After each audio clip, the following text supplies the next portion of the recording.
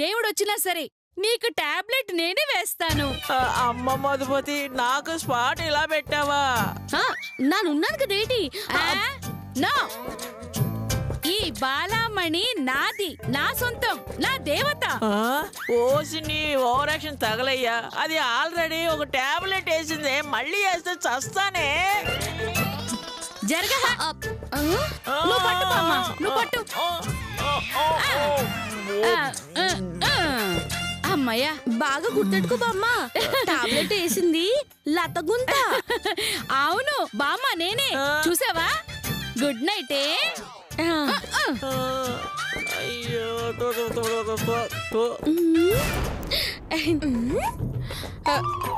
లతక్క tablet ఎందుకు వేసింది? ఎవరు 4 రోజుల పాటు తనకి టాబ్లెట్ వేస్తే వాళ్ళకి ఈ బామ్మగుంత నగలన్నీ ఇచ్చేస్తుందంట. అర్థమైంది. అయితే నేను రోజుకి 2 టాబ్లెట్స్ ఇస్తాను. నాకే ఆ నగలన్నీ ఇవ్వమని చెప్పు. అలాగే చెప్తాను.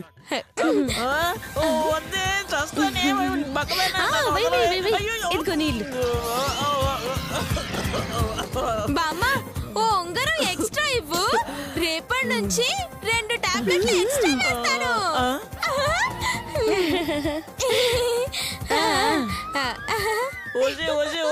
నీ మొహం మండ నన్ను బాధ పెట్టి నువ్వు డాన్స్ చేస్తావు.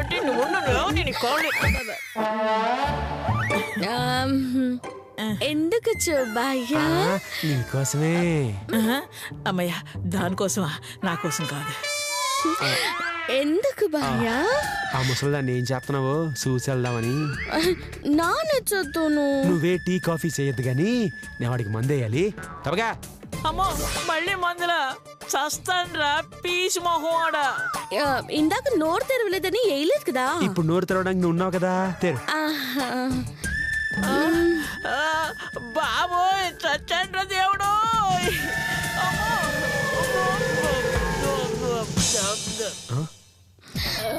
ఏంటిది? ఏట్లేదు. ఏంట్లేదా? వెళ్ళిపడుకో బా. నాతో పెట్టుకుంటే చిలోగి ఉంటుంది. మొదలష్ట మొహం దానా చంపుతున్నారు కదే నన్ను.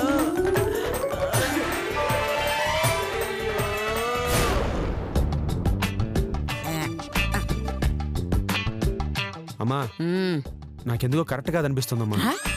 కరెక్ట్ గానే లెక్క పెడుతున్నా నానా. అమ్మా, నేను అంటోంది నువ్వు డబ్బులు లెక్క పెట్టడం గురించి కాదమ్మా. ప్రస్తుతం ఇంట్లో జరుగుతున్న పరిస్థితుల గురించి, మనకయ్యే ఖర్చుల గురించి. ఏంటా నువ్వు అనేది?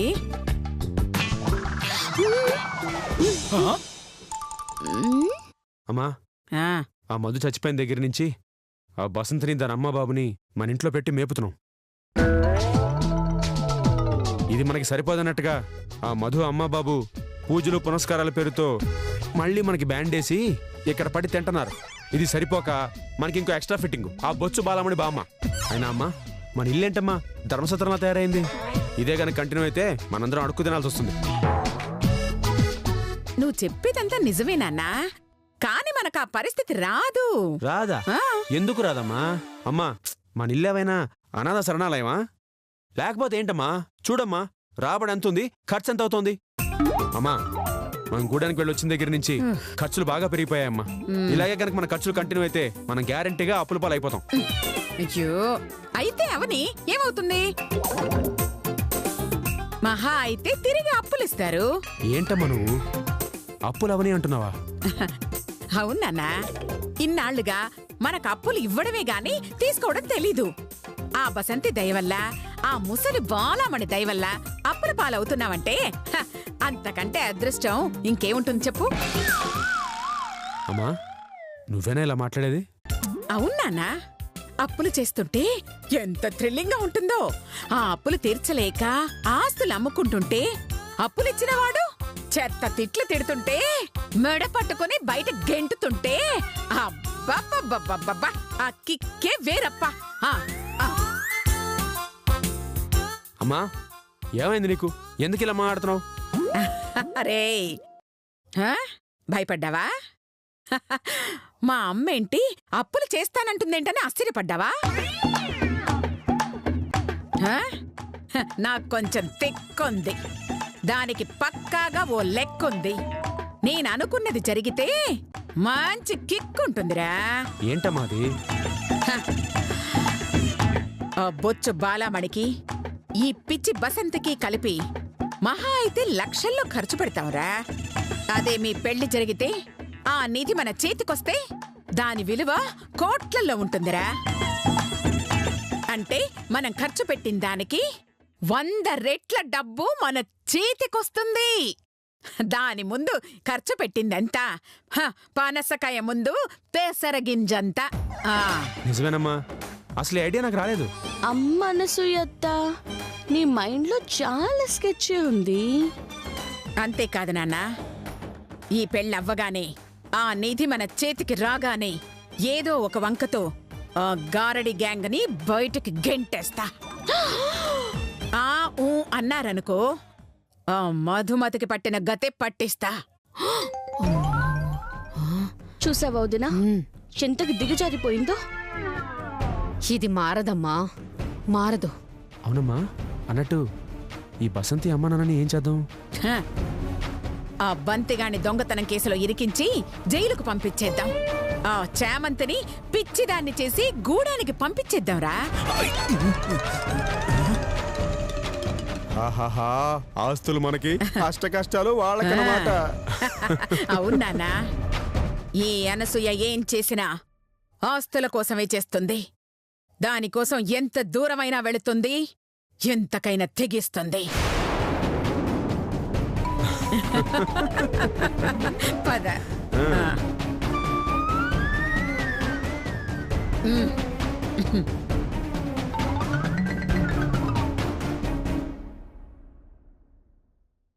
అమ్మ దుర్మార్గురాలా. అంటే నాకు పెళ్లి చేసి ఆ నిధిని సొంతం చేసుకుని నన్ను అంతం చేస్తావా? నన్ను దొంగం చేసి జైలుకు పంపిస్తావా? నన్ను పిచ్చిదాని చేసి గూడానికి పంపిస్తుందా? ఇక మన జాగ్రత్తలో మనం ముందాలు వదినా. ఏంటమ్మా అది? ఏం చేద్దాం? మా అత్తయ్య గారి స్కెచ్ ప్రకారం మనకు అన్యాయం జరగకుండా ఉండాలంటే, ఆ నిధి కోసం మనల్ని బయట గెంటకుండా ఉండాలంటే ఒకటే మార్గం వదినా. ఏం సిస్టర్ అది? ఏ ఆస్తి కోసం ఎదురు చూస్తుందో ఆ ఆస్తి మొత్తం మనది కావాలి. అప్పుడే నోరు మూసుకొని చచ్చిన శవంలో పడుంటారు. కానీ అదంత తేలిక కాదమ్మా. హ, మనం తలుచుకుంటే చాలా ఈజీ వదినా. ప్లాన్ ఏంటో చెప్పమ్మా, ఫట్ ఫట్ లాడించేద్దాం.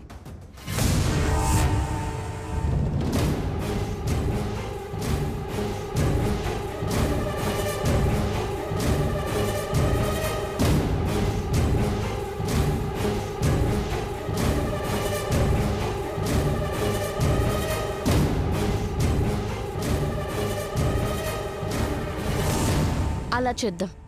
అదృష్ట సిస్టర్, ఈ దెబ్బతో మన అత్త ఆస్తి మొత్తం అవుట్. ముందు మీరు ఆ పనిలో ఉండండి అన్నయ్య. సరే పదండి. పద కోసం. అత్తా, నీ ఎత్తులు నీ దగ్గరుంటే దానికి పై ఎత్తులు నా దగ్గరుంటాయి. అత్తా, కాసుకో.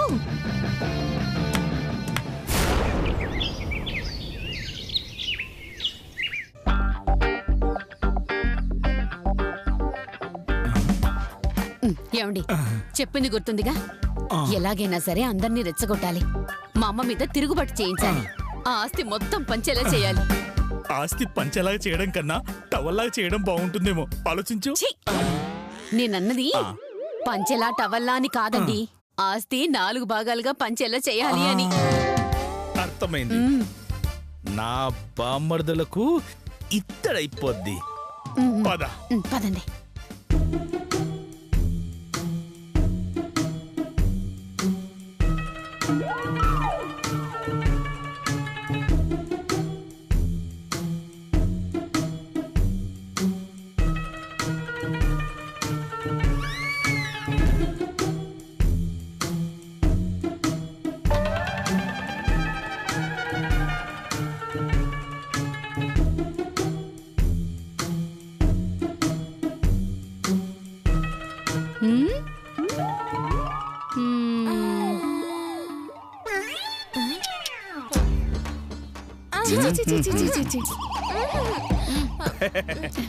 ఏం బొమ్మర్దులు ఏంది దీర్ఘంగా ఆలోచిస్తున్నారు?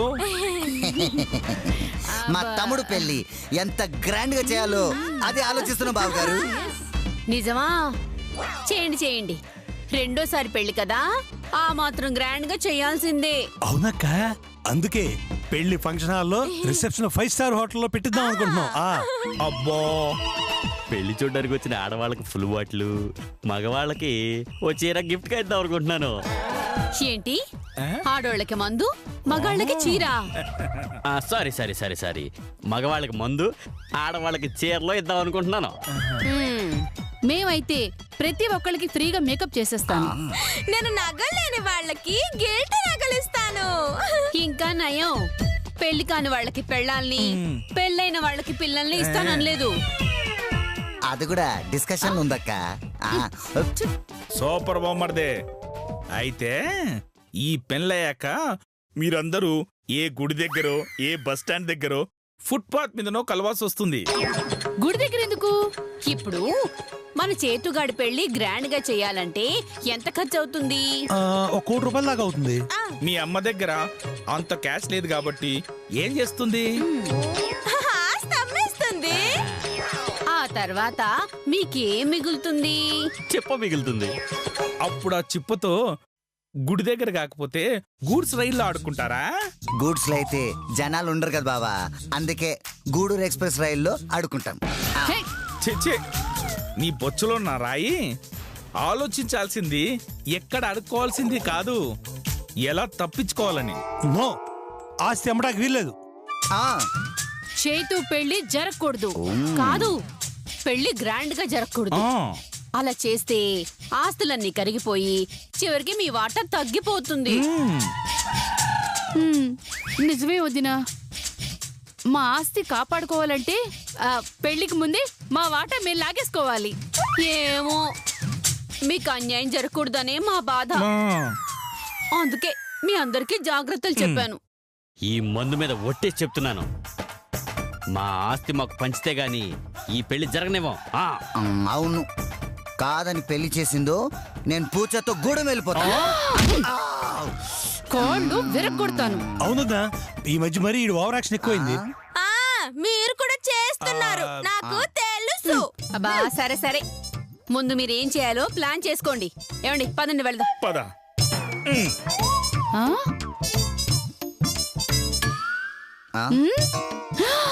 ఎలా రాయించుకోవాలి?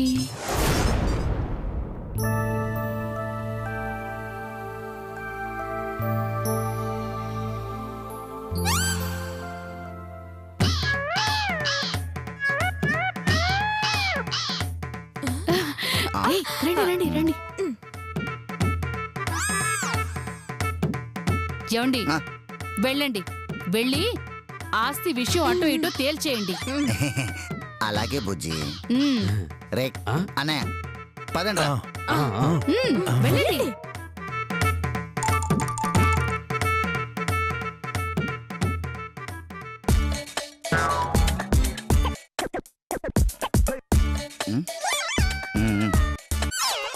చాలేరా, అమ్మకి నేనంటేనే చాలా ఇష్టం రా.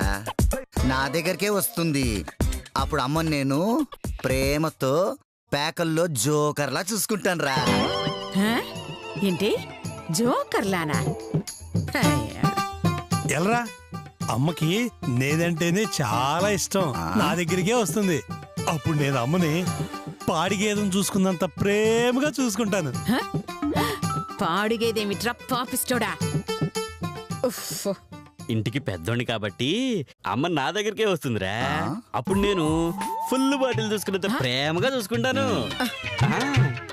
చంపేస్తాను చవట సన్నాసులారా. అసలు నేను మీ దగ్గరికి ఎందుకు వస్తానో తెలీదు గాని మీరందరూ ఇప్పుడు నా దగ్గరికి ఎందుకు వచ్చారో చెప్పండి. ఆస్తి పంచుకున్నాక నువ్వు ఎవరి దగ్గర ఉంటావో తెలుసుకుందామని వచ్చామమ్మా. ఆస్తి పంచాలా? ఎవడాస్తి ఎవడు పంచుతున్నాడు? మీ ఆస్తి అమ్మా, మేం పంచుకుంటున్నాం. చంపుతా. నేను బతికుండగా పంచను.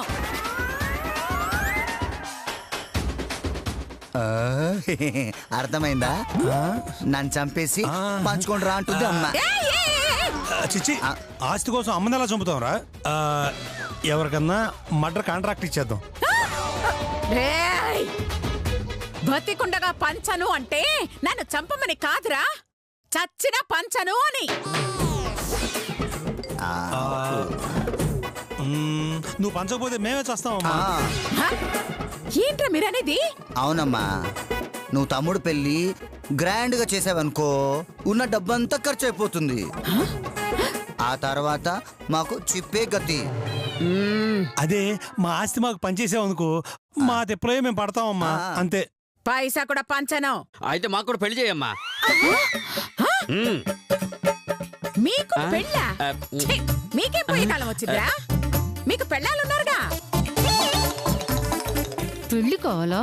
చేస్తా. అయితే అమ్మా, చేతుకు కూడా భార్య ఉందిగా. అయ్యో, అంటే అది ఇంట్లోంచి వెళ్ళిపోయిందిగా. అయితే మా పిల్లలను కూడా పంపించేస్తామమ్మా, మాకు పెళ్లి చేయమ్మా. ఓరి దుర్మార్గుల్లారా, ఆ మధు చచ్చిపోయిందిరా.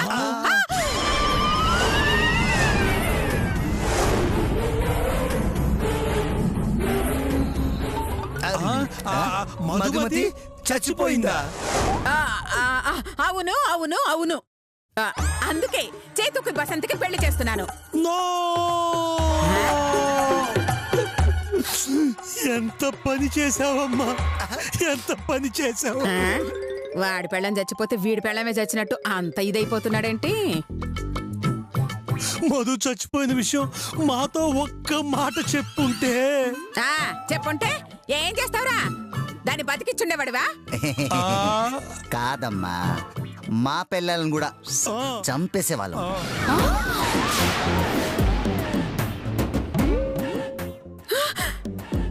ఎందుకురా? చేతులాగా మళ్ళీ పెళ్లి చేసుకోవడానికమ్మా. అయిపోయారు నా చేతిలో. బుర్ర తక్కువ వెధవల్లారా, ఆ బసంతిని చేతితో పెళ్లి చేసుకునేది ఆ నిధి కోసం రా. ఆ నిధి చేతికి రాగానే ఆ బసంతి బ్యాచ్ ని గూడానికి పంపించేద్దాం. అమ్మా పాపం, పూచని ఉంచుకుందామమ్మా. పూజ కావాలా నీకు? చెప్తారా? అవునమ్మా, మెళ్ళో తాడేసి కొంచెం తౌడేస్తే ఆ పశువుల పాకలో పడుంటదమ్మా. పనికి మాలిన వెధవల్లారా, మళ్ళీ ఇంకోసారి ఆస్తి కోసం నా దగ్గరకు వచ్చారు.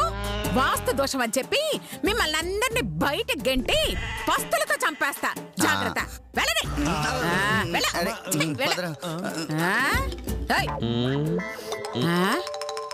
నవ్వేంట్రా చూస్తున్నా?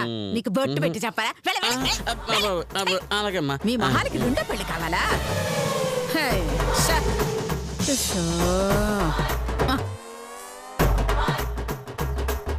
సారీ బుజ్జి, విన్నావుగా బుజ్జి, ఆస్తి పంచను అంటుంది అమ్మ. ఒకసారి ఇలారా, ఆస్తి సంగతి అలా ఉంచు. నువ్వేంటమ్మా మళ్ళీ పెళ్లి చేసుకుంటారంటున్నావు? ఒక్కసారిగా బుజ్జి పెళ్లి చేసుకుంది, ఇంకోసారి పెళ్లి చేసుకుందామని. అవునా?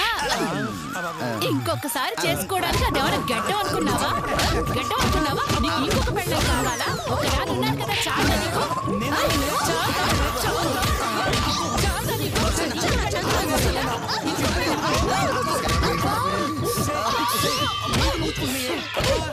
ఇదిగో మాట మాటకి చేసుకోవడానికి ఇది ఎవరైనా గడ్డం అనుకున్నావా? అది కాదు బుజ్జి.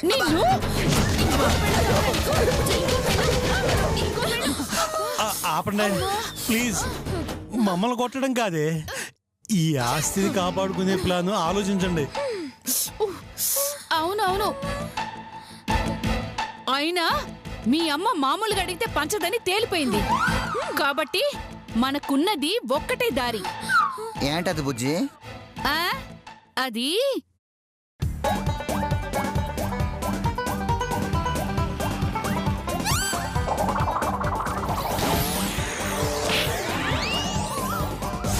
అది మ్యాటర్. ఓకేనా?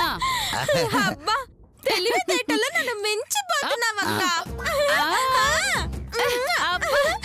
నా తల్లి. పద. త్వరగా.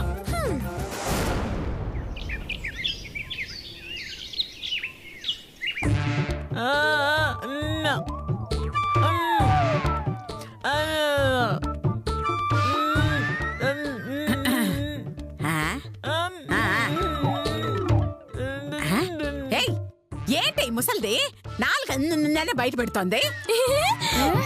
నాలుక బరువుగా ఉంది, కట్ చేయండి ఉంటుంది అత్తయ్య గారు.